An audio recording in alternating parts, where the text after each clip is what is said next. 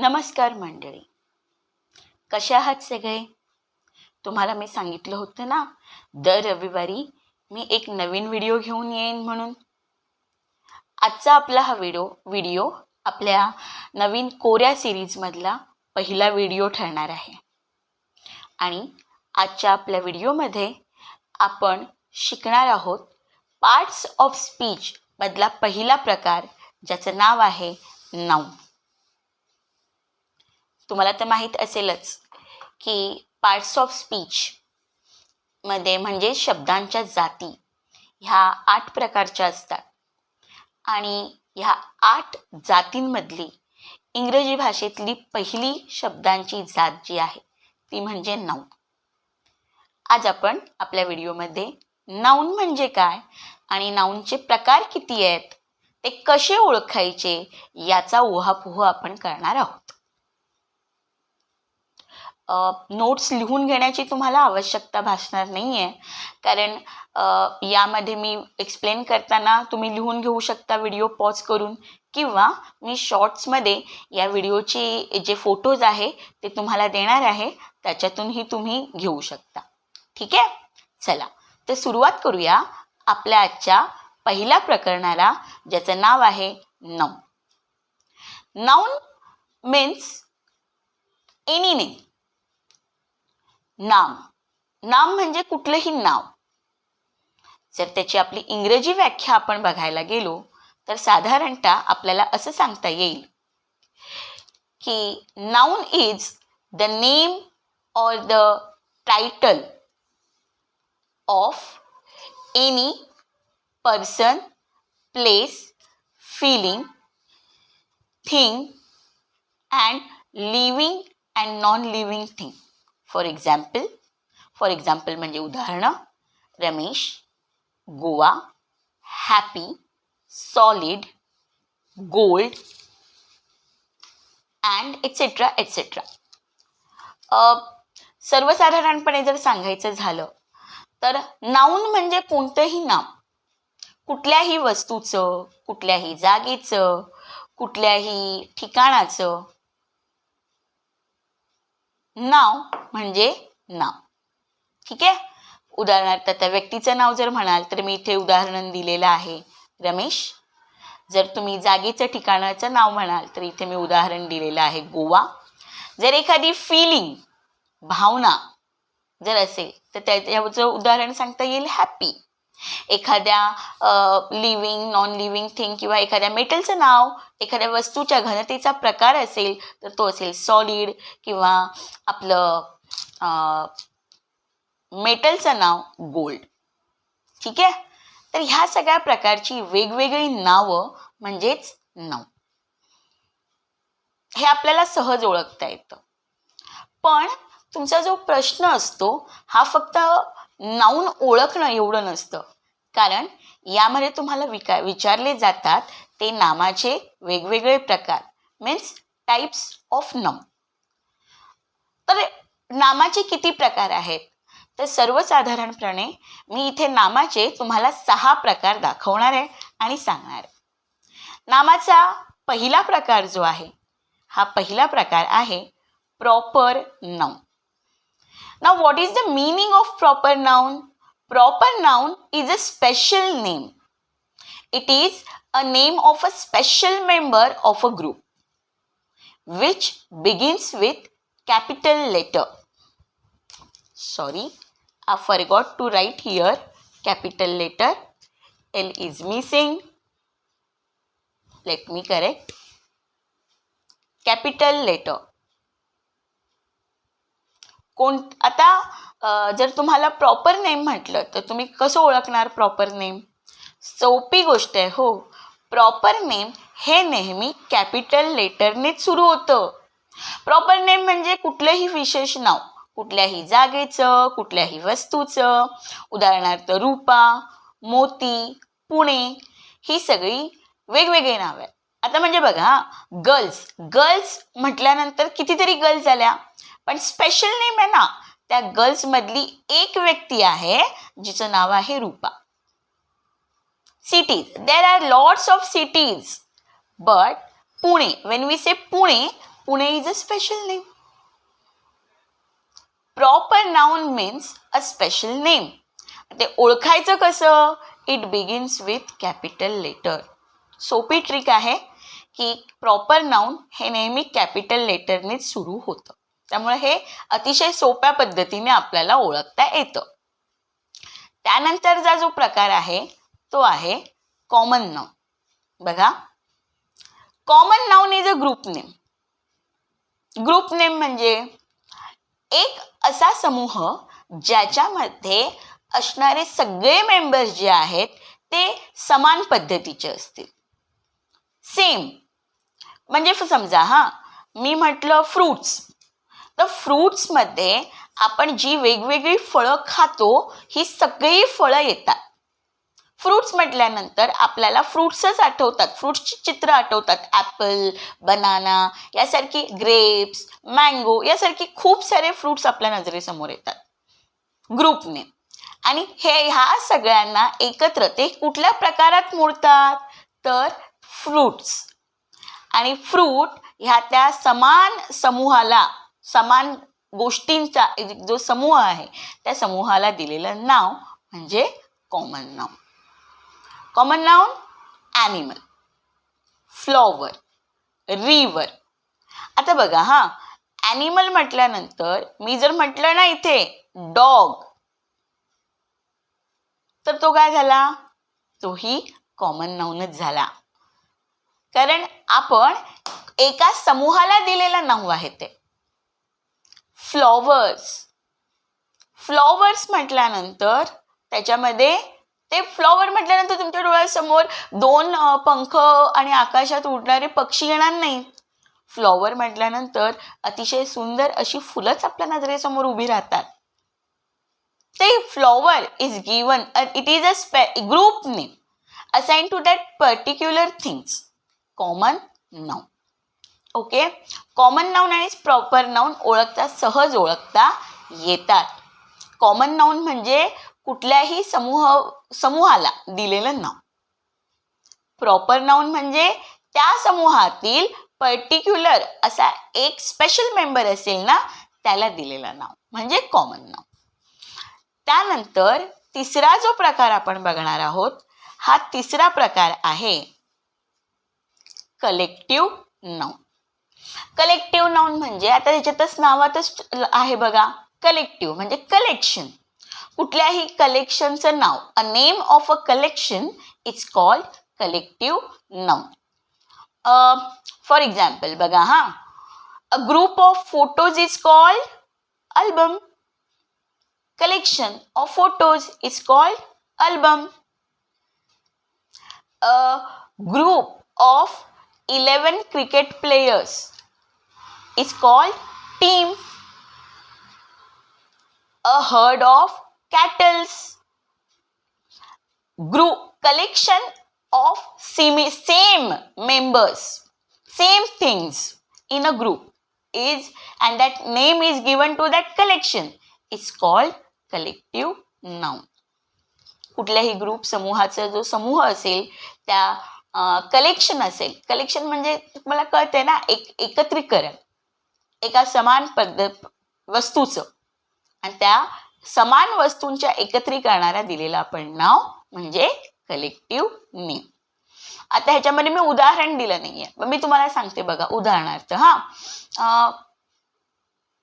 Fish आहेत, fish. A group of fishes is called a shoal, shoal, shoal. Then bees, a group of bees is called a swarm, swarm. Then grapes are there, many grapes, then it is called a bunch of grapes. So त्यांचं एका कलेक्शनचं दिलेलं नाव म्हणजे collective noun. Okay, next आपण abstract noun आणि concrete noun बघण्याच्या आधी आपण मटेरियल नाउन पाहू. Material noun. Material noun is a name of any material. पदार्थवाचक नाउन. कुठलाही पदार्थ जो सॉलिड, लिक्विड आणि गॅसियस फॉर्ममध्ये आहे त्या पदार्थाचं दिलेलं नाव म्हणजे मटेरियल नाउन. ओके, तर यामध्ये ना तुमचे मेटल्स पण येतात, यामध्ये सगळे लिक्विड्स पण येतात, सगळे गॅस पण येतात, हे सगळे material noun. Material noun is classified in two different types. One is countable and another is uncountable noun. Now what is countable and uncountable?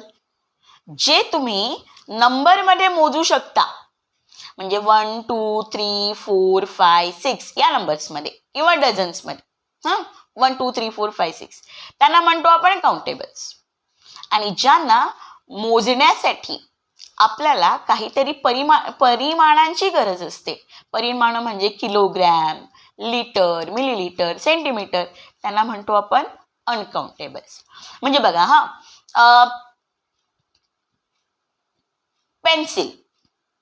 Pencil countable येणार, countable noun. Pencil, pen, pencil countable nouns, आणि आपण ते 1 2 3 4 5 मध्ये मोजू शकतो, right. But water, to count water, we need some measurement, that is liter, right? We measure water with liter, milliliter. Then gold, we won't say give me 1 gold, we say I need 10 gram of gold. So the things which we need measurements to count them are uncountable nouns, and things which we count with numbers are countable nouns. Okay, so you have to remember material nouns are classified as countables and uncountables. Then we will see the next type, that is concrete nouns. Concrete nouns means things you can see and touch. Okay, even you can count common noun as concrete nouns.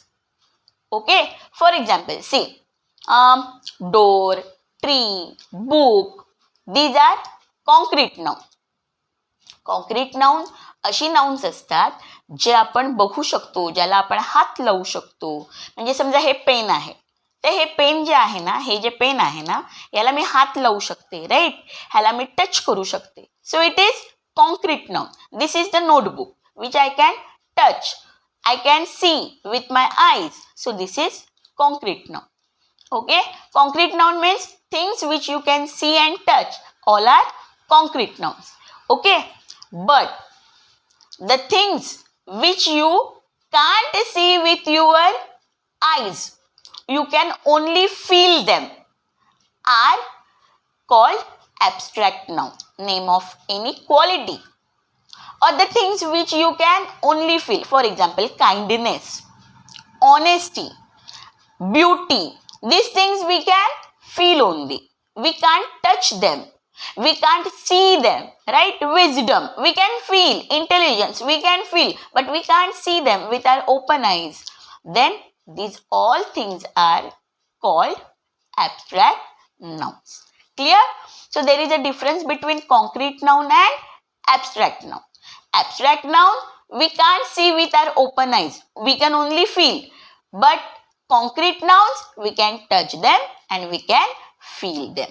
So this is the difference between concrete noun and abstract noun. You can consider all the common nouns as concrete nouns. ठीक आहे? Understood. Abstract noun आणि concrete noun मध्ये काय फरक आहे? Abstract noun म्हणजे अशी नावं किंवा अशा वस्तू ज्या आपण फक्त फील करू शकतो, ज्या आपण उघड्या डोळ्यांनी बघू शकत नाही. म्हणजे उदाहरणार्थ हुशारी, इंटेलिजन्स, विजडम, ह्या गोष्टी आपण फक्त काय करू शकतो? अनुभवू शकतो. त्या आपण आपल्या डोळ्यांनी बघू शकतो का? नाही. मग ज्या गोष्टी आपण आपल्या डोळ्यांनी बघू शकत नाही, फक्त अनुभवू शकतो, त्यांना आपण काय म्हणतोय? Abstract noun. आणि ज्या गोष्टी आपण बघू शकतो, हात लावू शकतो, त्यांना स्पर्श करू शकतो, त्या वस्तूंना आपण म्हणतो concrete noun. Clear? Concrete noun and abstract noun.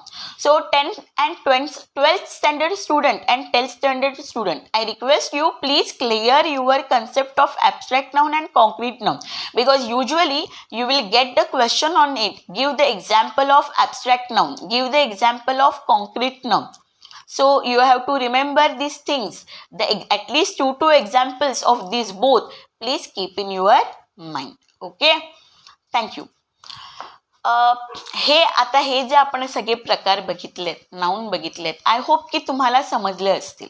ठीक आहे. नाऊन, नामाचे प्रकार कोणते कोणते आपण बघितलेत. प्रॉपर नाऊन बघितला, कॉमन नाऊन बघितला, कलेक्टिव्ह नाऊन बघितलं, कॉन्क्रीट नाऊन बघितलं, त्यानंतर ॲब्स्ट्रॅक्ट नाऊन बघितलंय, मटेरियल नाऊन बघितलेत, मटेरियल नाऊनचे 2 प्रकार बघितलेत, काउंटेबल अँड अनकाउंटेबल. तर इथे हा कन्सेप्ट संपला नाऊनचा आणि नाऊनच्या प्रकारांचा. हे काय झाले, आपण हे काय बघितलं, नाऊन आणि नाऊनचे टाईप्स. आता इथून पुढे आपण काही क्वेश्चन्स बघणार आहोत जे नामाशी रिलेटेड येतात. आता हे जे क्वेश्चन मी तुम्हाला दाखवणार आहेत ना, हे क्वेश्चन साधारणतः 1ली ते 6वी पर्यंत, अगदी 7वी पर्यंत सुद्धा या प्रकारचे प्रश्न येतात. 8वी 9वी 10वीला मात्र या प्रकारचे प्रश्न कमी प्रमाणात विचारले जातात जर इंग्रजी माध्यमाचे विद्यार्थी असतील. मराठी माध्यमाचे विद्यार्थी असतील तर त्यांना या प्रकारचे प्रश्न येऊ शकतात. ओके, फक्त 10वी 9वी आणि 10वीचे जी मुलं आहेत त्यांना हा जो मी पहिले 2 प्रकारचे क्वेश्चन दाखवणार आहेत त्या पद्धतीचे प्रश्न पेपरमध्ये विचारले जात नाही इंग्रजी माध्यमांच्या. मराठी माध्यमाच्या विद्यार्थ्यांना हे प्रश्न येऊ शकतात. ओके, तर पहिला प्रश्न जो इथे आहे, जो मी इथे लिहिलाय बघा, question 1, that is underline common noun and circle proper noun. तुम्हाला कॉमन नाउन अंडरलाईन करायचं आहे आणि प्रॉपर नाउन जे आहे त्याला सर्कल करायचं आहे. जसं मी तुम्हाला एक्झाम्पल दाखवले बघा, मोती, हे कोणतं नाउन आहे, तर प्रॉपर नाउन आहे. का? The proper noun begins with capital letter. A special member of the group has that name, that is called proper noun. Moti हे काय झालंय, मोती हे नाव आहे एका पर्टिक्युलर मेंबरचं. So here Moti is proper noun and dog is common noun. त्या डॉगच्या ग्रुपमधला जो मेंबर आहे एक स्पेशल, त्याचं नाव आहे मोती, म्हणून हे प्रॉपर नाउन आहे. आणि त्या ग्रुपला दिलेलं नाव जे आहे दॅट इज कॉमन नाउन. आता खालची 3 वाक्य मी तुमच्यासाठी दिलेली आहेत बघा. India is my country. Second sentence, Mumbai is a big city and rose is our national flower. 3 वाक्य तुम्हाला मी दिलेली आहेत. तुम्ही या 3 वाक्यांपैकी कॉमन नाउन कुठलं, प्रॉपर नाउन कुठलं हे ओळखायचं आहे आणि हा प्रश्न सोडवायचा आहे. स्पेशली जर तुम्ही तुमच्या मुलांसाठी हा व्हिडिओ जर बघत असाल तर त्यांना नक्कीच हे सेंटेन्सेस सोडवायला द्या. त्यांना सांगा, म्हणजे तुम्हालाही कळेल की त्यांना प्रॉपर नाउन आणि कॉमन नाउन ही कन्सेप्ट कळली आहे की नाही. ठीक आहे. आणि या बाबतीत जर तुम्हाला काही डाऊट असतील, काही उत्तरं तुमची चुकलीत अशी वाटते किंवा तुम्हाला कळत नाहीये, तर तुम्ही मला कमेंटमध्ये विचारा. मी तुम्हाला नक्की त्याचा तुमच्या परीने, माझ्या परीने तुमचं शंका निरसन करेन. दुसरा प्रश्न मी घेतलाय, classify the following. Classify the following म्हणजे तुम्हाला वर्ड्स दिलेले आहेत बघा. इथे वर्ड्स आहेत, साधारणतः एक 10-12 वर्ड्स मी घेतले तिथे. तर तुम्हाला इथे पुढे खाली नाउन्सचं क्लासिफिकेशन दिलेलं आहे. Common noun, proper noun, collective noun, material noun, abstract noun and concrete noun. आता ह्यापैकी कॉमन नाउन कुठले आहे, तर ह्याच्यातलं मी ओळखून दिलं आहे, टाउन. प्रॉपर नाउन, पुणे बघा, मी तुम्हाला म्हटलं ना, every proper noun begins with capital letter, हे इझिली ओळखता येतं. Collective noun, collection of people is called crowd, so it is collective noun. Iron is a material noun, पदार्थवाचक noun. Abstract noun, wisdom, intelligence, feel जी आहे ती हुशारी आपण feel करू शकतो. डोळ्यांनी बघू शकतो का, टच करू शकतो का, नाही. So it is abstract noun. And concrete noun is tree. Okay, तुम्ही ट्रीला कॉमन नाउन मध्ये पण घेऊ शकता बरं, दोन्ही तुम्ही चालतं घेतलं तरी. पण मी तुम्हाला आधीच सांगितलेलं आहे common noun can be concrete noun. Okay, तर हा प्रश्न जो आहे हाही पहिली ते साधारण एक 5वी ते 6वीच्या विद्यार्थ्यांसाठी आहे. तुम्ही सोडवू शकता, इझी आहे. तुम्हाला काही वर्ड्स मी लिहून दिलेत, उरलेले जे वर्ड्स आहेत हे उरलेल्या वर्ड्समधून तुम्ही हा प्रश्न सॉल्व करायचा आहे. आता त्याच्या पुढचा जो प्रश्न आहे, गिव्ह 2 एक्झाम्पल्स ऑफ. मग आता ह्याच्यामध्ये तुम्ही प्रॉपर नाउनची 2 एक्झाम्पल्स देऊ शकता, कलेक्टिव्ह नाउनची एक्झाम्पल्स तुम्ही देऊ शकता. मात्र कलेक्टिव्ह नाउन देताना इथे क्राऊड लिहिलं म्हणून फक्त शोल किंवा फ्लॉक लिहायचं नाही, पूर्ण लिहायचं आहे. A flock of hens, a flock of काय येणार, कंप्लीट करा, शोधा काय येतं ते. Flock. A bunch of grapes, a bunch of keys. तर हे पूर्ण लिहायचं आहे तुम्हाला कलेक्टिव्ह नाउन देताना. हां, मटेरियल नाउन तुम्ही कुठलेही देऊ शकता, काउंटेबल, अनकाउंटेबल्स. ॲबस्ट्रॅक्ट नाउन पण तुम्ही कुठलेही क्वालिटीचे देऊ शकता, ब्रेवनेस, कावर्डनेस, ऑनेस्टी, कुठलेही. Then next question is question 4, give noun forms of. आता याच्यामध्ये हा प्रश्न जो आहे हा साधारणतः 7वी पासून पुढे येतो. यामध्ये तुम्हाला शब्द दिले जातात. For example ADVISE, advice. आणि ॲडवाईसचा तुम्हाला नाउन फॉर्म म्हणजे हा वर्ब आहे त्याचा तुम्हाला नाउन फॉर्म विचारला जातो. आता हे जे शब्द आहेत हे तुम्हाला नाउन फॉर्ममध्ये पाठच करावे लागतात. आणि काही नाउन फॉर्म हे तुम्हाला काही सफिक्स, प्रत्यय लावून बनवावे लागतात. आता या संदर्भात जर तुम्हाला वेगळा व्हिडिओ हवा असेल माझ्याकडून की नाउन फॉर्म कसे बनवायचे, तर तुम्ही मला कमेंटमध्ये नक्की सांगा. आपण या विषयावरही एखादा व्हिडिओ नक्की बनवू. पण नाउन फॉर्मचं जे कलेक्शन आहे ते तुम्हाला शोधावं लागेल. अरे थोडं काम तुम्ही सुद्धा केलं पाहिजे ना. नाउन फॉर्म्स तुम्ही शोधा, बुकमध्ये भेटतील. तुम्ही नाउन फॉर्म्स पाठ केले पाहिजेत. आणि नाउन फॉर्म तुम्हाला वर्ड दिले जातात, आपण काही क्वेश्चन बघणार आहोत त्यात तुम्ही पाहणारच आहात नाउन फॉर्म्स कसे लिहितात. पुढचा जो क्वेश्चन आहे यामधला question 5, pick out nouns and state its type. म्हणजे हाच प्रश्न आहे हा, फक्त तुम्हाला काय तर वाक्य दिलेलं असतं. म्हणजे फॉर एक्झाम्पल समजा रोज इज आर नॅशनल फ्लॉवर. मग ह्याच्यामध्ये रोज हा वर्ड आहे, अंडरलाईन केला तुम्हाला, तर तुम्ही लिहिलं पाहिजे रोज. काय टाईप आहे रोजचा, प्रॉपर नाउन. कळलं, हाच सेम प्रश्न आहे, फक्त इथे तुम्हाला वाक्य दिलेली आहेत आणि तुम्हाला इथे अंडरलाईन करायचं आहे. इथे तुम्हाला दिलेल्या वाक्यांमधून नाउन शोधावं लागेल आणि त्याचा प्रकार यामधला कुठला आहे तो सांगावा लागेल. आता हे तिन्ही जे प्रश्न आहेत हे साधारणतः 8वी 9वी पर्यंत येतात. स्पेशली हे जे 2 प्रकार आहेत, give noun forms and pick out noun forms. आणि नाउन, आणि तुम्हाला मी म्हटलं तसं 9th to 12th give the example of abstract noun and concrete noun. हे क्वेश्चन्स तुम्ही करायचेच आहेत. बोर्डाच्या दृष्टीने लँग्वेज स्टडीमधले हे इम्पॉर्टंट क्वेश्चन्स आहेत, त्यामुळे हे तुम्ही करायचेच आहेत. ओके, तर इथे जे आहे हा साधारण 10वी 12वी पर्यंतचा जो अभ्यासाचा भाग आहे तो आपण घेतलाय. इथून पुढे मी जे आपले ॲस्परंट आहेत, कुठल्याही स्पर्धा परीक्षेला बसणारे, आणि मग त्यात 5वी 8वीची मुलंही असतील स्कॉलरशिपला बसणारी, त्यांच्यासाठी काही प्रश्न घेणार आहे.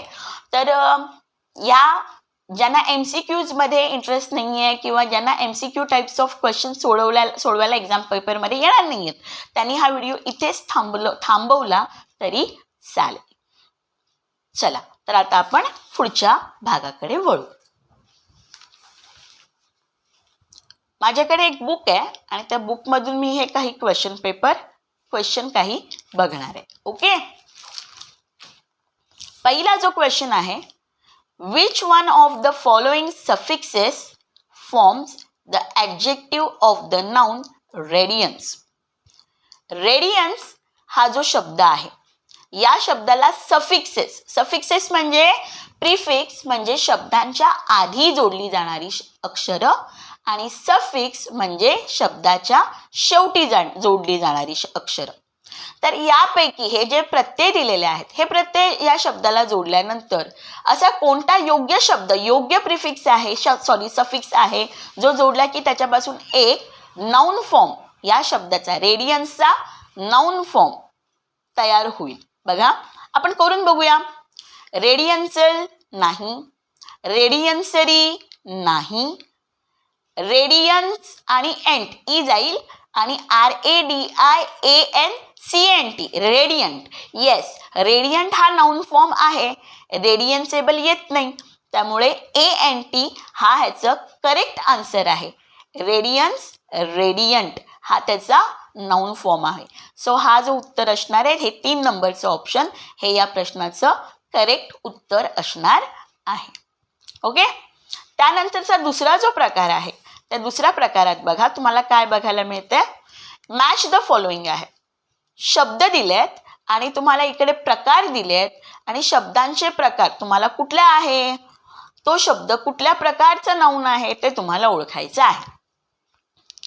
असं असतं की किंग, किंग म्हणजे काय, ॲक्शन, फ्लीट आणि अशोका. आता बघा, अशोका म्हणजे कोण, हे स्पेशल नाव आहे ना अशोका, प्रॉपर नाउन. म्हणजे एक तर आपल्याला ऑप्शन मिळाला कुठला, D1. डीचं उत्तर काय येणार आहे, D1. ओके. फ्लीट, फ्लीट हा ग्रुप कलेक्टिव्ह नेम आहे. फ्लीट कशाला म्हणतात, फ्लीट शोधा, गुगल करा आणि शोधा कशाला फ्लीट म्हणतात ते. पण हे कलेक्शन नाव आहे, collective name. Then action, action कृती, कृती ॲब्स्ट्रॅक्ट नाउन आहे. ॲक्शन आपण बघू शकतो का, अनुभवू शकतो, बरोबर, अनुभवू शकतो कुठलीही ॲक्शन, ॲब्स्ट्रॅक्ट नेम. आणि किंग कॉमन नाउन आहे. किंग काय झालं, कॉमन नाउन झालं. मग आपल्याला हे उत्तर तर मिळालं. तर समजा असं असेल ना की तुम्हाला किंग ओळखता येतोय, किंग म्हणजे कॉमन नाउन.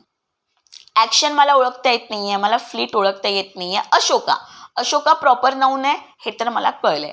मग एचं उत्तर माझ्यासाठी काय झालं, 4. डीचं उत्तर काय झालं, 1. मग या दिलेल्या उत्तरांपैकी ना असं उत्तर शोधायचं की ज्याला आपल्याला करेक्ट ऑप्शन मिळेल. डीचं काय आहे, कन्फर्म 1 आहे. मग बघूया डी मध्ये कुठलं आहे, D4 हे तर नाही आहे. D1, D3 हे म्हणजे हे तिन्ही रॉंग आहेत. 1 2 3 1 2 4 हे तिन्ही रॉंग. डी मध्ये एचं 4 आहे का, किंगचं कॉमन नाउन, म्हणजे हे 2 ऑप्शन करेक्ट आहेत एवढं तरी माहिती आहे. मग न विचार करता डायरेक्ट त्या उत्तराला करेक्ट करायचं.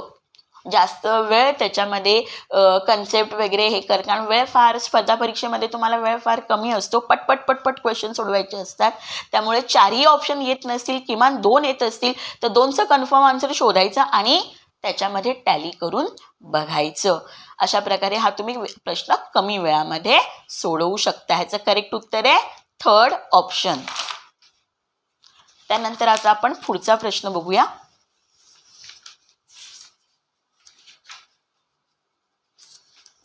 हा जो पुढचा प्रश्न आपण यामध्ये घेतोय, आय होप की तुम्हाला दिसत असेल व्यवस्थित. थोडा माझा कॅमेराचा आणि लाईटचा इश्यू आहे.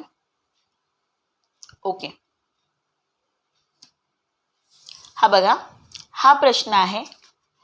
The adjective form of the noun picture is formed by the suffix. आपण पहिल्यांदा बघितला. आता पहिल्यांदा काय विचारलं आपल्याला, पहिल्यांदा जो प्रश्न रेडियंटचा विचारला, सेम क्वेश्चन आहे, same question.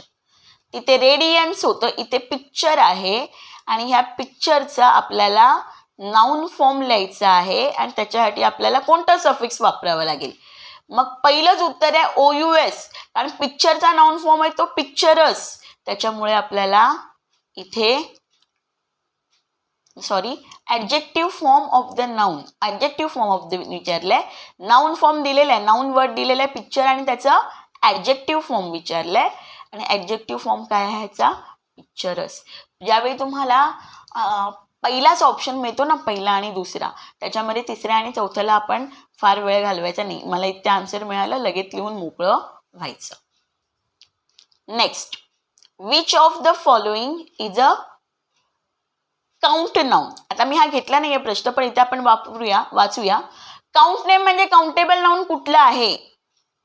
Countable noun happiness, sunshine, language, ही 3 काय आहेत? ॲब्स्ट्रॅक्ट नाउन आहेत.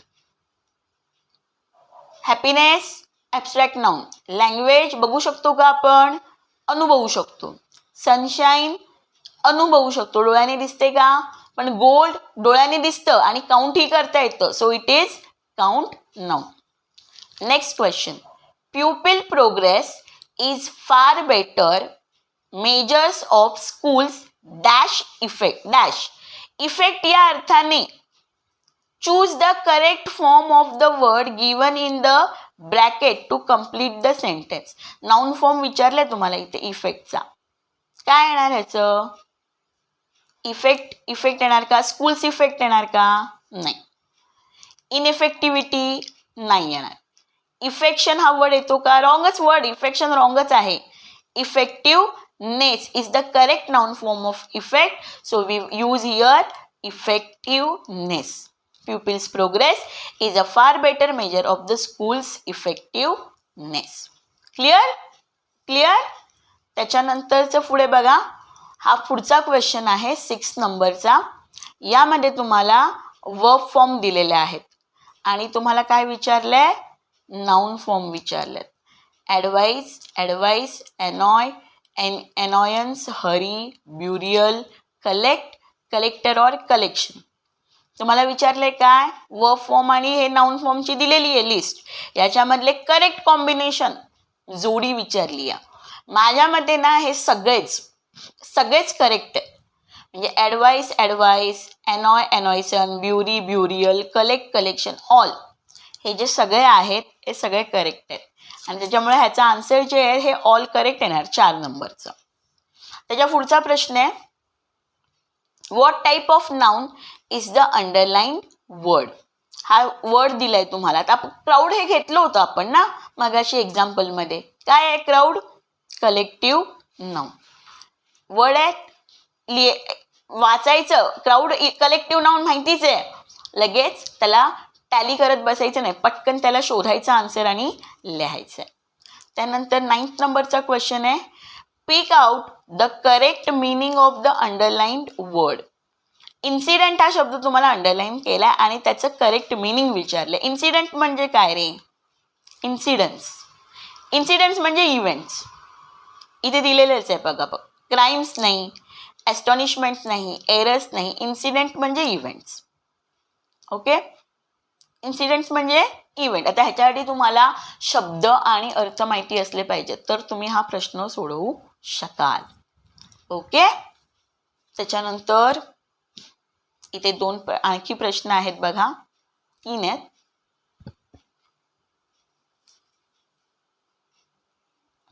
Parent know the pains of parenting. Parents आणि इथे थोडंसं ब्लर वाटतंय का?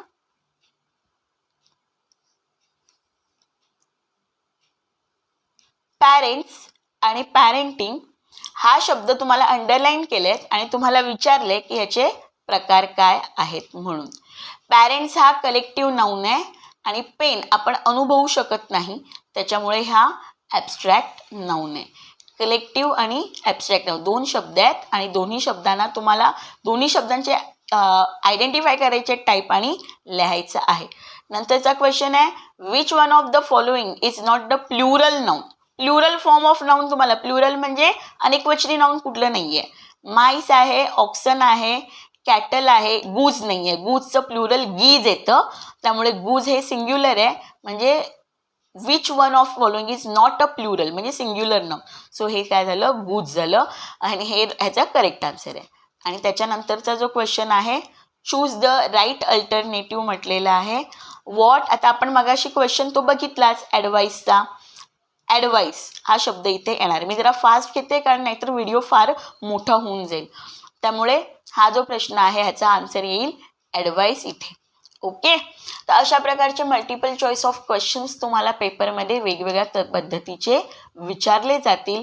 आणि अगदी म्हणजे MPSC, UPSC किंवा तुमच्या कुठलीही परीक्षा घ्या, कुठलीही स्टेट सर्व्हिसची एक्झाम असेल, मेन्स असेल, प्रिपरेटरी असेल किंवा TET असेल, CTET असेल, स्कॉलरशिप्स एक्झाम्स असतील, तर कुठलीही एक्झाम जरी आली ना तरी त्या प्रत्येक एक्झामला तुम्हाला याच पद्धतीचेच प्रश्न येणार, ह्याच्यापेक्षा वेगळे प्रश्न येणार नाहीत. हे एक 4-5 पद्धतीचे प्रश्न जर तुम्ही सोडवलेत तर तुमची या प्रकरणावरची खूप चांगली तयारी होऊन जाणार आहे. आता फक्त जे ॲस्पिरंट आहेत त्यांच्यासाठी मी ते काही प्रश्न ठेवते बघा. एक 4 प्रश्न आहेत.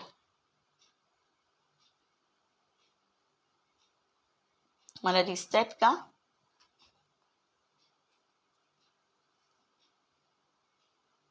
बघा,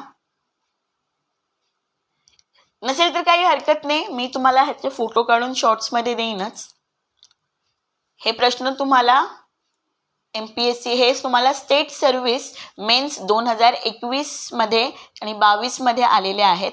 हे प्रश्न तुम्ही ॲज प्रॅक्टिस म्हणून सॉल्व करू शकता.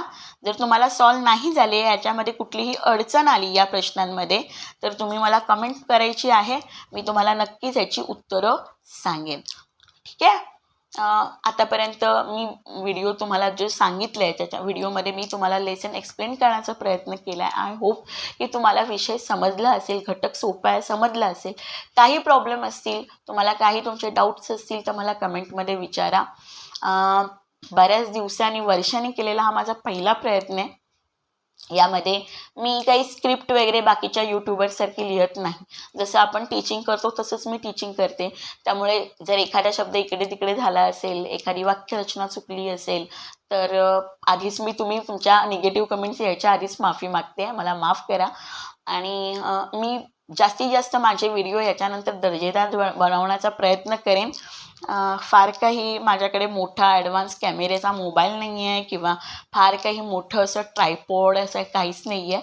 जे आहे उपलब्ध सामान त्याच्यातून व्हिडिओ करण्याचा प्रयत्न करते आहे. त्यामुळे थोडासा ब्लरचा, थोडासा लाईटचा इश्यू असेल तरी मला सांभाळून घ्या. तुमचा सपोर्ट माझ्यासाठी फार मूल्यवान आहे. तुम्ही ज्या प्रकारे माझ्या शॉर्ट व्हिडिओला तुमचा प्रेम दिलेत तसंच माझ्या ह्या व्हिडिओलाही द्या. जास्तीत जास्त हा व्हिडिओ तुमच्या मित्रांसोबत, गरजू विद्यार्थ्यांसोबत शेअर करा, लाईक करा तुम्हाला आवडला असेल. आवडला नसेल तरी मला कमेंटमध्ये नक्की कळवा. आणि आवडला असेल तरी तुम्हाला काय आवडला किंवा तुम्हाला माझ्याकडून काय अजून अपेक्षित आहे तेही तुम्ही मला नक्की कळवा. आणि असेच माझे व्हिडिओ बघत राहा, मला प्रोत्साहन द्या आणि तुमचा आशीर्वाद आणि तुमचा सपोर्ट नेहमी माझ्यासोबत राहू देत ही तुमच्याकडे माझी कळकळीची विनंती आहे. पुन्हा एकदा खूप खूप तुमचे सर्वांचे मनापासून आभार की तुम्ही माझा व्हिडिओ पाहिलात. Thank you very much. Keep watching.